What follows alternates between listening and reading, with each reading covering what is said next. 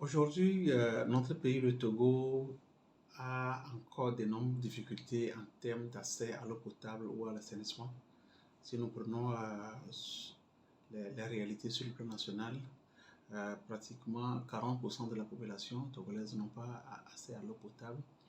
et ce taux est encore croissant. Plus on se rapproche du milieu rural en passant par le milieu semi-urbain. Euh, Parlant de l'assainissement, la problématique est aussi criarde en termes d'accès euh, aux infrastructures d'assainissement et la fin de la défécation à l'air libre n'est pas encore une réalité dans le pays. Vu la problématique, aussi bien en termes d'accès à l'eau potable et d'assainissement, les organisations de la société civile du Togo réunies au sein du CCLBT, le Conseil de conservation pour l'eau et l'assainissement du Bado Togo, ont quand même des actions de plaidoyer, de lobbying auprès du ministère de l'eau et les autres ministères sectoriels impliqués dans l'accès à l'eau ou à l'environnement. Et aujourd'hui, nous pouvons quand même dire que ces différents acteurs institutionnels ont été sensibles à nos plaidoyers et que ce soit au niveau de l'amélioration du cadre légal ou stratégique, nous avons quand même des objectifs, des stratégies qui sont bien définies, où nous savons où veut aller le gouvernement et ce que nous devons faire aussi dans ce cadre stratégique pour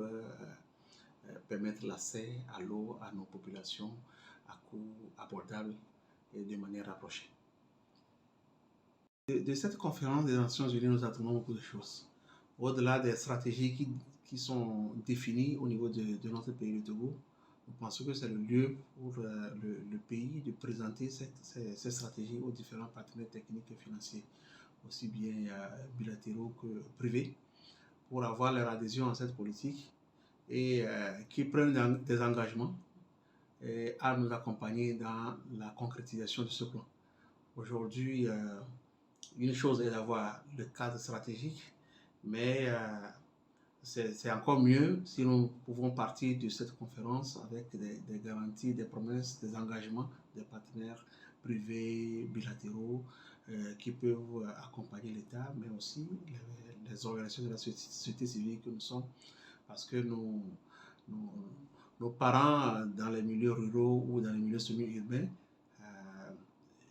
ce n'est pas trop la stratégie qu'ils attendent, mais c'est comment tourner le robinet et avoir de l'eau